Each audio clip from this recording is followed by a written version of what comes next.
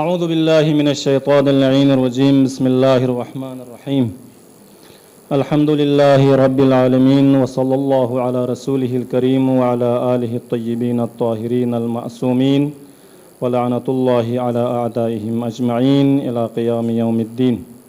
اما بعد، بسم اللہ الرحمن الرحیم. غزہ کے حوالے سے یہ منعقدہ کانفرنس یقیناً ایک مؤثر آواز ظلم کے خلاف، ایک مؤثر آواز بربریت کے خلاف یہاں سے ثابت ہوگی.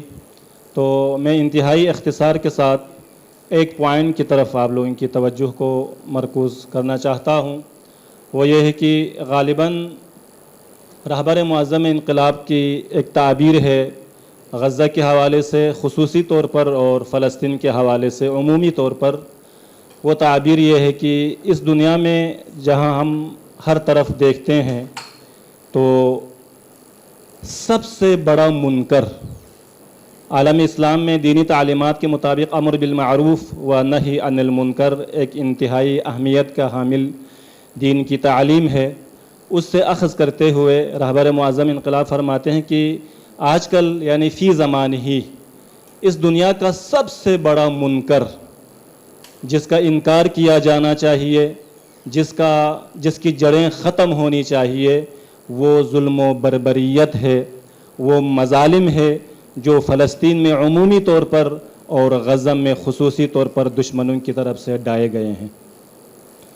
اب میں اسی بات کو آگے بڑھاتے ہوئے مولا امیر المؤمنین علی ابن ابی طالب علیہ السلام کے ایک فرمان اس سے استناد کرتے ہوئے میں اپنی بات کو یوں بیان کروں گا کہ ایھا المؤمنون، علی ابن ابی طالب علیہ السلام نے کلمات قصار میں یہ جملات موجود ہے. فرمایا کہ ایھا المؤمنون انہ من رأى عدوانا یعمل بہ. کہیں پر یہ دیکھا جاتا ہے کہ ظلم ہو رہا ہے. آج غزہ میں ظلم ہو رہا ہے، فلسطین میں ظلم ہو رہا ہے. ومنکرا یدعى الیہ، اور منکر کی طرف منکر موجود ہے اور اس کی طرف لوگوں کو دعوت دی جا رہی ہے. امریکہ کس چیز کی طرف دعوت دے رہا ہے؟ باقی جو ظالم حکمران وغیرہ ہے کس چیز کی طرف دعوت دے رہا ہے؟ فَأَنْكَرَهُ بِقَلْبِهِ فَقَدْ سَلِمَ وَبَرِئَ. اگر اس منکر کو دیکھتے ہوئے آپ اپنی آواز اٹھاتے ہیں، بِقَلْبِهِ، اپنے دل میں اس چیز کا احساس کرتے ہیں کہ دل سے ناراض ہے، ناراحت ہے، تو گویا فقط سلم و برئ، آپ محفوظ ہو گئے اور آپ عذاب الہی سے بچ گئے. ومن انکرہ بلسانہ، اور اس بڑے منکر کے انکار کرتے ہوئے آپ اپنی زبان کو حرکت دیتے ہیں، یعنی اپنی زبان کے ذریعے سے اس کا انکار کرتے ہیں اور اس کو ریجیکٹ کرتے ہیں. فقط اجرا، خداوند متعال کی طرف سے یہ انسان مأجور واقع ہوگا. وَهُوَ أَفْضَلُ مِنْ صَاحِبِهِ، یہ وہ مرحلہ ہے جو ایک انسان اپنے دل میں ظلم و بربریت کے خلاف احساس رکھتا تھا، جب اپنی زبان کو بھی حرکت دیتا ہے. یہ ایک ایسا مرحلہ ہے جو پہلے مرحلے سے زیادہ بہتر ہے. وَمَنْ أَنْكَرَهُ بِالسَّيْفِ، اور اس بڑے منکر کی بیخ کنی کے لیے ہاتھ میں تلوار لے کر میدان جہاد میں وارد ہو جاتا ہے. لِتَكُونَ كَلِمَةُ اللَّهِ هِيَ الْعُلْيَا، تاکہ اللہ کا کلمہ اور اللہ کی حاکمیت پوری دنیا پر چھا جائے. وَكَلِمَةُ الظَّالِمِينَ هِيَ السُّفْلَى، اور ظلم و بربریت کے خاتمے کے لیے اپنی تلوار کو حرکت دیتا ہے. تو ایسا شخص فَذَلِكَ الَّذِي أَصَابَ سَبِيلَ الْهُدَى، یہ ایسا شخص ہے جس نے صحیح راستے کو پا لیا ہے اور وہ ہدایت کے راستے پر گامزن ہوا ہے. فَذَلِكَ الَّذِي أَصَابَ سَبِيلَ الْهُدَى وَقَامَ عَلَى الطَّرِيقِ، اور جس راستے پر اس کو جانا چاہیے تھا اس راستے کا اس نے انتخاب کیا ہے. وَنَوَّرَ فِي قَلْبِهِ الْيَقِينَ، البتہ یہ ایک اس انسان سے ہی واقع ہو سکتا ہے جس کے قلب میں، جس کے دل میں یقین پیدا ہو.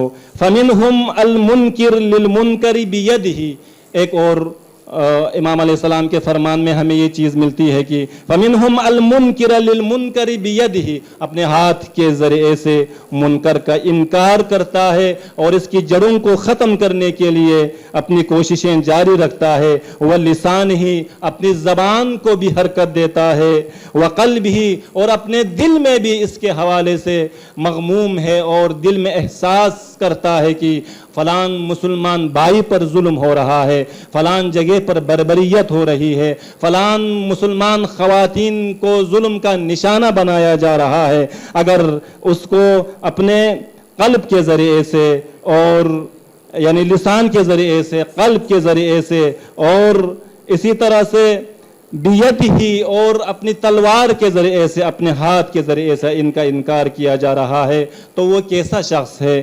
فَذَلِكَ الْمُسْتَكْمِلُ لِخِصَالِ الْخَيْرِ، تو گویا اس نے خیر کے تمام اوصاف کو اپنے اندر جمع کر دیا ہے۔ وَمِنْهُمُ الْمُنْكِرُ بِلِسَانِهِ، لیکن ایک انسان آ کر صرف اپنی زبان سے ظلم و بربریت کا انکار کرتا ہے، وَقَلْبِهِ، اور اپنے دل کے ذریعے سے، لیکن وَالتَّارِكِ بِيَدِهِ، لیکن ہاتھ اس سلسلے میں نہیں اٹھاتا، تو گویا صرف دو صفت کا حامل ہے۔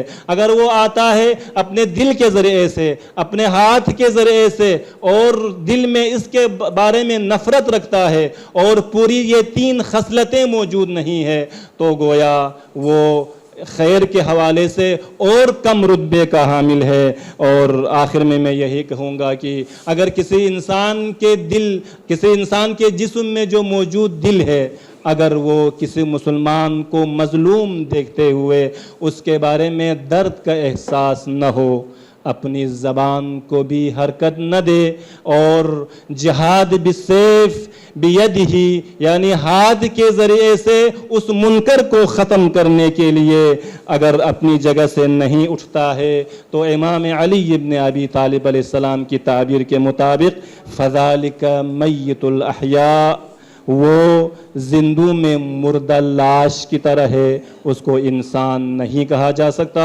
آج غزہ میں ان تمام مظالم کو دیکھتے ہوئے دل میں اگر درد نہ اٹھے، اپنا ہاتھ نہ اٹھے اور احساس درد نہ کرے، تو ہم اس کو حیوان تو کہہ سکتے ہیں، اس کو مردہ انسان کہہ سکتے ہیں، لیکن انسانیت کے درجے پر قائم ہم اس کو انسان کا نام نہیں دے سکتے ہیں۔ والسلام علیکم ورحمۃ اللہ وبرکاتہ۔